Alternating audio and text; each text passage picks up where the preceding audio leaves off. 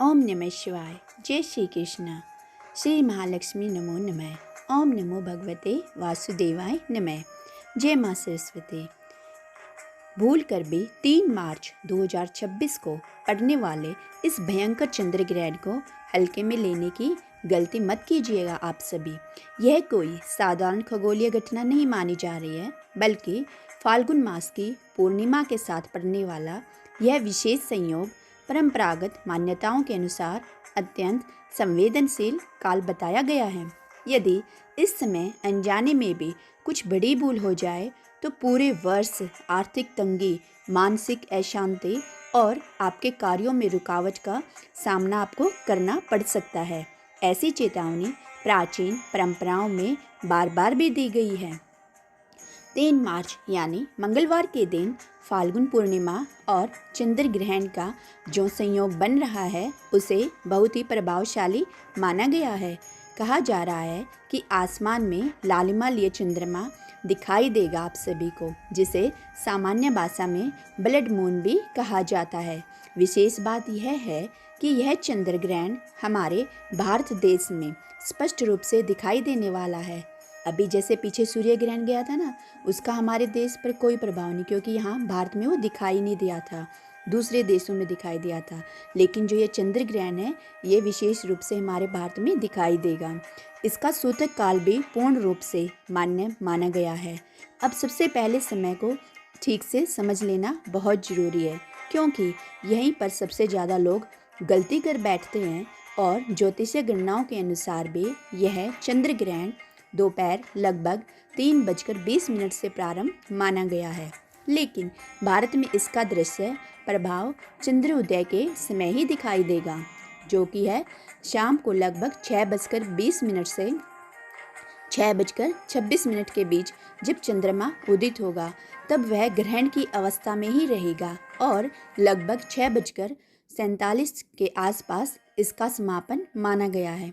क्योंकि यह ग्रहण भारत में दिखाई देगा, इसलिए शास्त्रीय मान्यताओं के अनुसार इसका सूतक काल ग्रहण लगभग 9 घंटे पहले शुरू माना जाता है।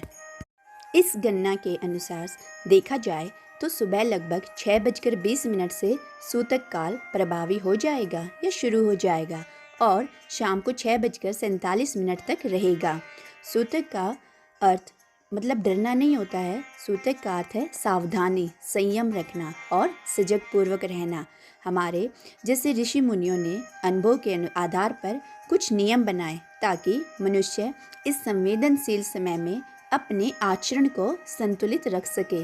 लेकिन आज के समय में लोग या तो इसे पूरी तरह से नज़रअंदाज कर देते हैं या फिर बिना समझे डरकर रह जाते हैं, जबकि सच्चाई यह है कि यह समय आत्म संयम और मन की शुद्धि पर ध्यान देने का होता है। इसी संदर्भ को समझने के लिए हमें समुद्र मंथन की उस प्राचीन कथा की ओर जाना होगा, जहाँ से ग्रहण की पौराणिक व्याख्या शुरू होती है। जब देवताओं ने और दानवों ने अमृत प्राप्त करने के लिए समुद्र मंथन किया था, तब अमृत कलश निकलने पर भगवान विष्णु ने मोहिनी रूप धारण किया था ताकि वो देवताओं को अमृत पिला सके। उसी समय स्वर भानु नाम का एक चालाक दानव देवताओं के बीच छिपकर बैठ गया और अमृत पान करने लगा। सूर्य और चंद्र ने उसे पहचान लिया कि यह देवता नहीं है, यह तो कोई राक्षस है, और भगवान विष्णु ने सुदर्शन चक्र से उसका सिर धड़ से अलग कर दिया था। लेकिन अमृत उसके गले तक पहुंच चुका था, इसलिए उसका सिर राहु और धड़ के जो उसका सिर था वह राहु कहलाया और जो उसका धड़ था वह केतु कहलाया। पौराणिक मान्यताओं के अनुसार तभी से राहु समय समय पर सूर्य और चंद्र पर छाया डालता रहता है। इसी कथा का गुण भाव यह है कि प्रकाश और छाया का खेल सृष्टि का स्वाभाविक नियम है और ऐसे समय में मनुष्य को अधिक सजग रहने की सलाह दी गई है। अब बात करते हैं उन गलतियों की जो लोग ग्रहण और सूतक के काल में अनजाने में ही कर बैठते हैं। अभी तक आपने समझ लिया होगा कि यह समय क्यों इतना संवेदनशील माना जाता है और जो सूतक काल है उसका वास्तविक अर्थ क्या है। अब हम सीधे उससे सबसे महत्वपूर्ण हिस्से पर आते हैं, जहां अधिकतर लोग अनजाने में ही गलती कर बैठते हैं। याद रखिए, परंपराओं में बताए गए नियमों का उद्देश्य डर पैदा करने के लिए नहीं होता है, बल्कि ये जीवन में अनुशासन और सजगता बनाए रखना होता है। सबसे पहली सावधानी घर के मंदिर और पूजा पाठ से जुड़ी बताई गई है। परंपरा के अनुसार जैसे ही सूतक काल प्रारंभ हो, उससे पहले घर के मंदिर में नियमित पूजा, जो आप रोज की पूजा करते हो, उसे संपन्न कर लो और उसके बाद मंदिर के कपाट बंद कर दिए जाते हैं या हल्का सा पर्दा भी डाल सकते हैं।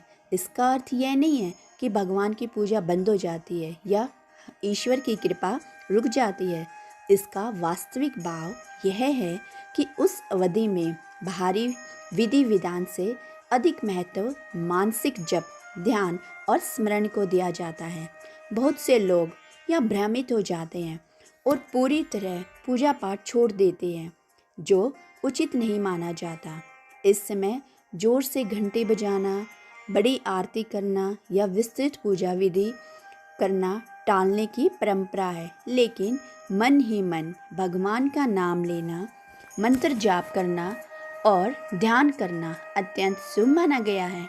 इसलिए इस बारीकी अंतर को समझना बहुत जरूरी है। अब बात करते हैं भोजन से जुड़ी सावधानी की, जिसे लोग अक्सर हल्के में ले लेते हैं। हमारी परंपराओं के अनुसार यह मान्यता है कि सूतक काल लगने के बाद नया भोजन पकाने और खाने से हमें बचना चाहिए।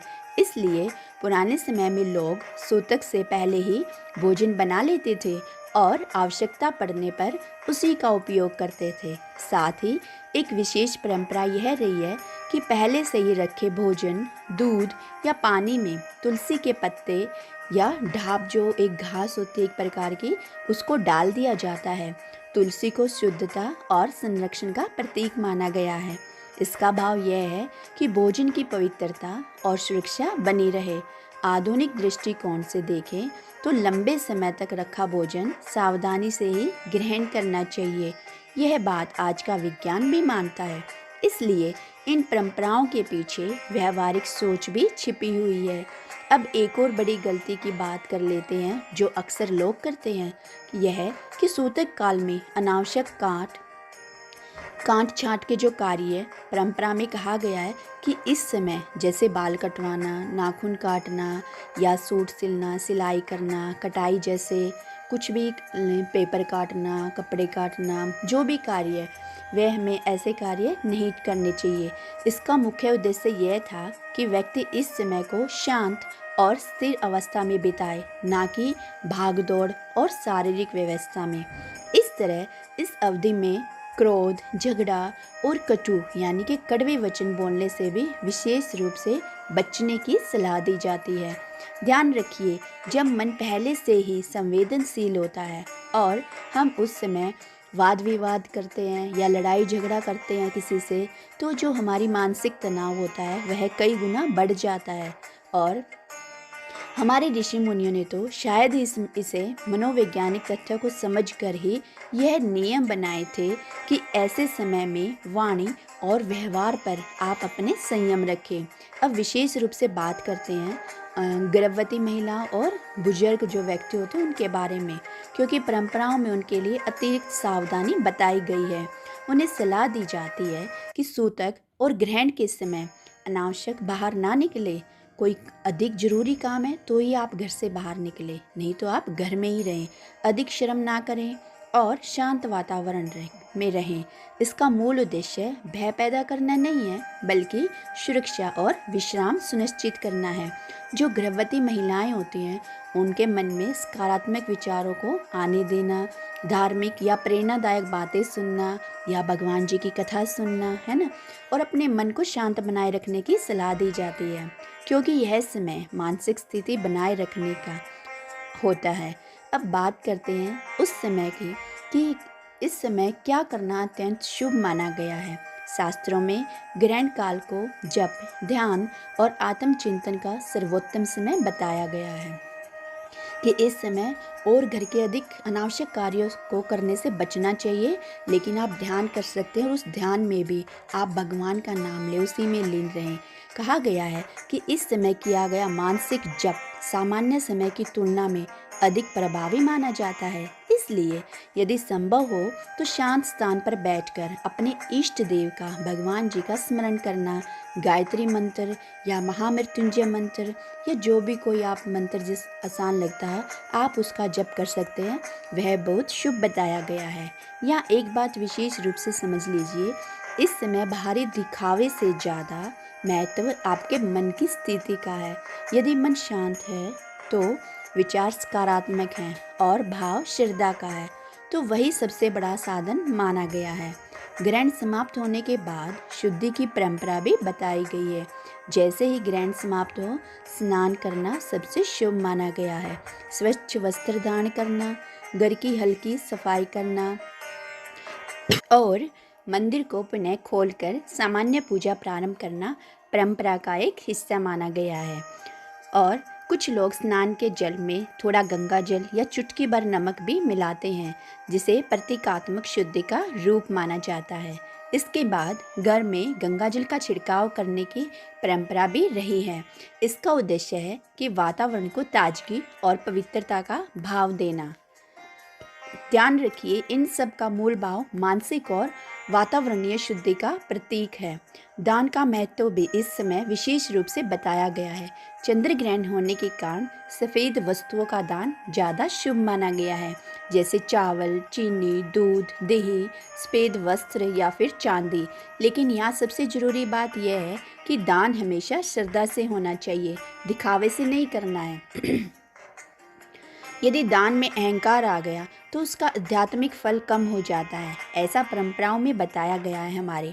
अब हम उस महत्वपूर्ण भाग पर पहुंच चुके हैं जहां परंपराओं में बताए गए विशेष उपायों और उनके पीछे छिपे भाव को समझना बहुत ज़रूरी हो जाता है। अक्सर लोग केवल नियम सुन लेते हैं लेकिन उनके पीछे का संदेश नहीं समझते, जबकि यदि भाव समझ में आ जाए तो व्यक्ति बिना भय के भी इन बातों का सार ग्रहण कर सकता है।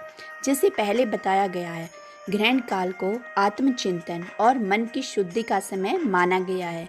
इसी संदर्भ में प्राचीन ग्रंथों में धर्मदत्त नामक एक व्यक्ति की कथा का उल्लेख मिलता है।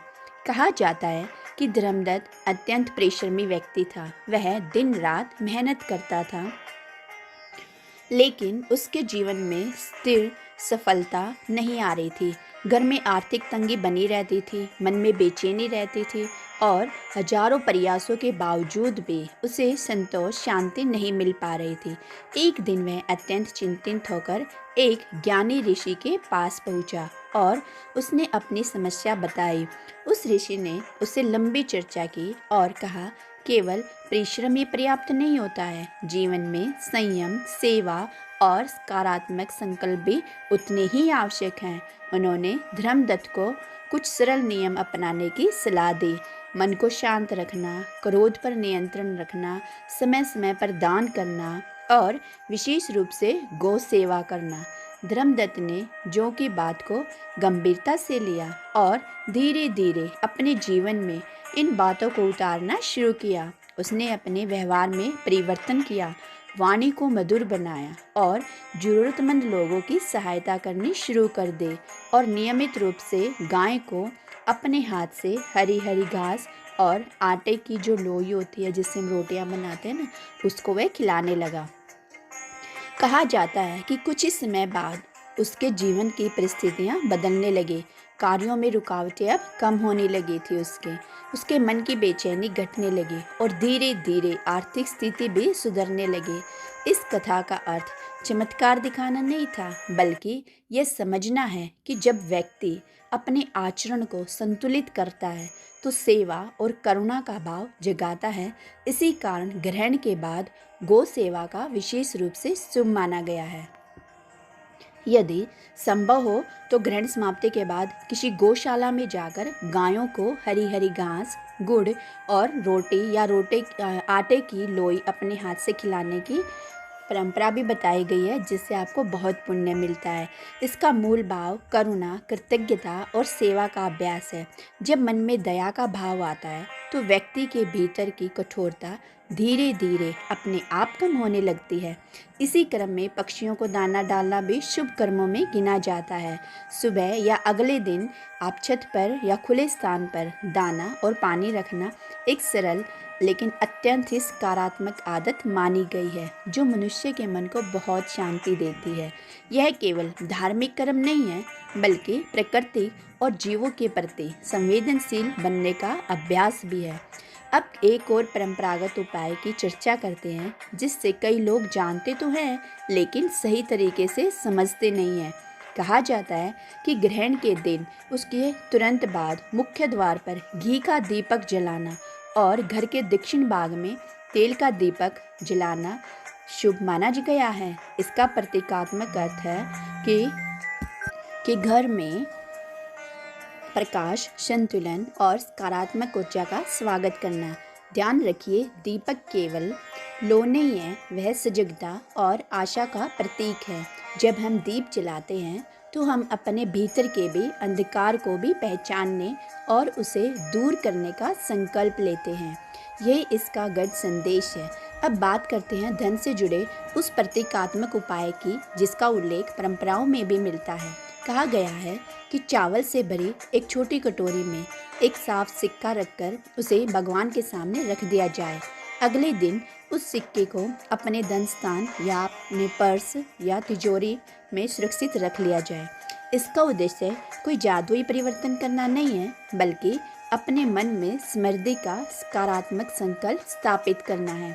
हमारे पूर्वजों के प्रतीकों के माध्यम से मन को प्रशिक्षित करना जानते थे। जब व्यक्ति रोज सकारात्मक संकल्प देखता है तो उसके निर्णय और उसकी मेहनत और उसका दृष्टिकोण धीरे धीरे उसी दिशा में ढलने लगता है।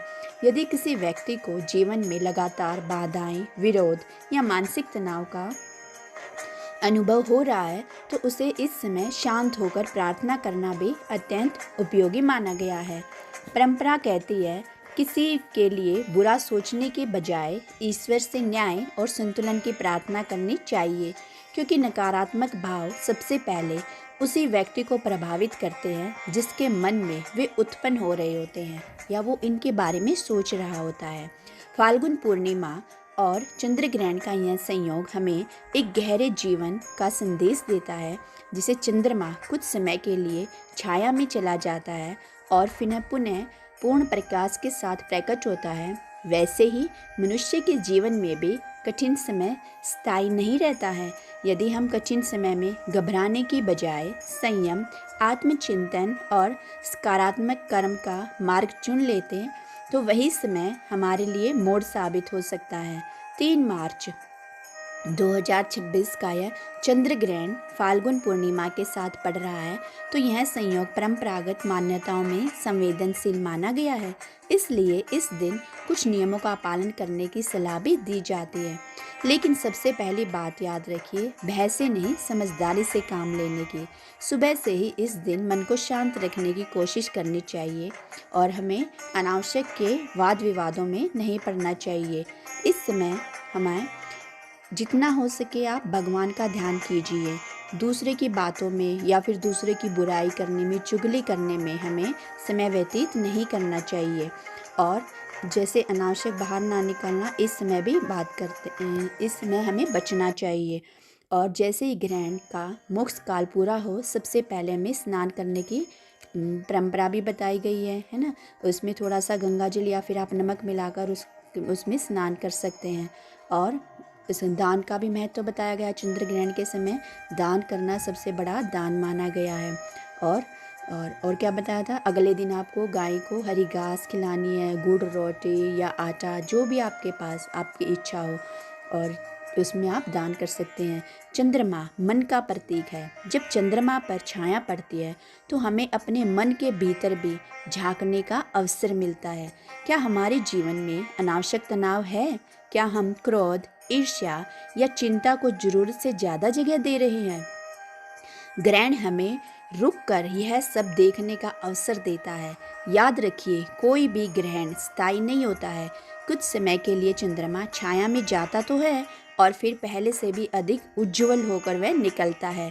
ठीक उसी तरह मनुष्य का जीवन भी उतार चढ़ाव से गुजरता है। यदि हम कठिन समय में संयम, सेवा और सकारात्मक सोच बनाए रखें तो वही समय हमारे लिए नए द्वार खोल सकता है। इस बार की होली भी एक विशेष संदेश लेकर आ रही है। 2 मार्च की रात होलिका दहन होगा और 4 मार्च को रंगों वाली होली खेली जाएगी, जिसे हम धुलंडी या फिर फाग भी कहते हैं। इसका भी एक प्रतीकात्मक अर्थ है। पहले नकारात्मक का दहन और फिर रंगों का उत्सव, यानी पहले अशांति को शांत करना और फिर जीवन को अपने उत्साह से भर लेना। अंत में बस इतना याद रखिए, यह समय डरने का नहीं, जगाने का है। नियमों का पालन श्रद्धा से करें, लेकिन अंधविश्वासों में ना पड़े। अपने कर्म, अपनी मेहनत और अपने व्यवहार को बेहतर बनाना ही सबसे बड़ा उपाय है। यदि आपको यह जानकारी अच्छी लगी तो इसे उन लोगों को तक जरूर पहुंचाएं जिन्हें इनकी ज़रूरत है। सकारात्मक रहें और अपने जीवन को प्रकाश की ओर ले जाएं, लेकर संकल्प करें। अगर आपको जानकारी अच्छी लगी तो कमेंट में अवश्य लिखें। जय श्री कृष्ण। आप सभी को होली की बहुत बहुत शुभकामनाएं। आपके दिन में भी, जीवन में भी रंगों का उत्सव ऐसे ही बना रहे। हैप्पी होली।